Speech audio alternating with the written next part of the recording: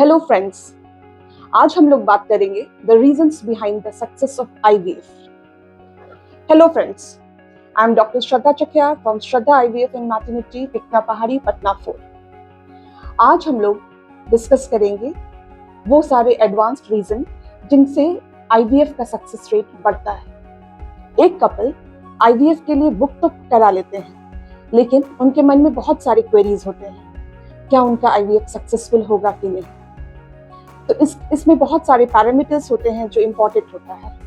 जब वो पीरियड के सेकेंड डे आते हैं तो डॉक्टर उनका अल्ट्रासाउंड करके देखती है या ब्लड टेस्ट कराती है। उस दिन हम लोग देखते हैं कि उनके दोनों ओवरीज में कितने अंडे हैं। अगर वो पीसीओडी नहीं है तो जितने ज्यादा अंडे होंगे तो उससे उतना ज्यादा सक्सेस रेट होगा।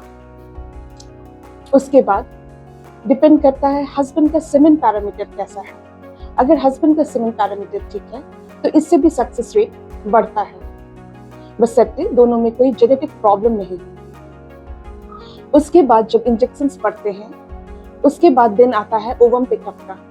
ओवम पिकअप का दिन बहुत क्रूशियल होता है, क्योंकि उस दिन जो वाइफ है, जो फीमेल पार्टनर है, उनको बेहोश करके उनसे एग्स रिट्रीव किया जाता है, यानी कि अंडा निकाला जाता है। उस दिन का भी सारा पैरामीटर्स बहुत इंपॉर्टेंट होता है। उस दिन ये जानना बहुत जरूरी होता है कि कितने एग्स निकले। जितने ज्यादा गुड क्वालिटी एग्स निकलेंगे उनके आईवीएफ का सक्सेस रेट उतना ज्यादा होगा। उसके बाद ये जानना जरूरी होता है कि लैब कंडीशन कैसा है, क्योंकि वो एग जो रिट्रीव होता है वो हस्बैंड के सीमेन से फर्टिलाइज करते हैं।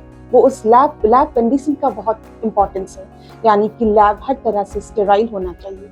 एक लैब स्टेराइल कैसे हो सकता है? वहाँ पे मिनिमम कम से कम लोग का आना जाना होना चाहिए। अगर ज्यादा लोग आएंगे तो ज्यादा इन्फेक्शन बढ़ेगा। दूसरा कारण कि लैब में वोलाटाइल ऑर्गेनिक कंपाउंड कम से कम होना चाहिए। लैब में इंक्यूबेटर्स वेल मेंटेन्ड होने चाहिए, और जिस एनवायरनमेंट में बेबी बन रहा है, एम्ब्रियोज बन रहे हैं, वो बेस्ट होना चाहिए। और उसके बाद फिर जो इम्पोर्टेंट फैक्टर होता है वो ब्लास्टोसिस्ट, यानी कि जो बच्चे बनते हैं उनका इम्पोर्टेंस होता है। ब्लास्टोसिस्ट यूजुअली डे 5 में होता है। डे 3 को एम्ब्रियोज कहते हैं।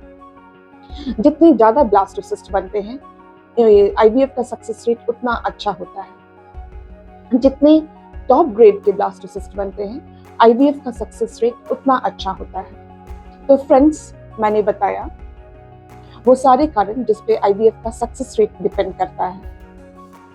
बशर्ते ये चीज हम लोग थोड़ा बहुत मॉडिफाई कर भी दे सकते हैं, लेकिन कुछ ऐसे रीजंस होते हैं जिसको हम लोग मॉडिफाई नहीं कर सकते, जैसे कि जेनेटिक डिजीज। अगर किसी में जेनेटिक डिजीज है उसका भी असर होता है आईवीएफ की सक्सेस रेट पे। अगली बार हम लोग बात करेंगे एक दूसरे टॉपिक पे। धन्यवाद फ्रेंड्स।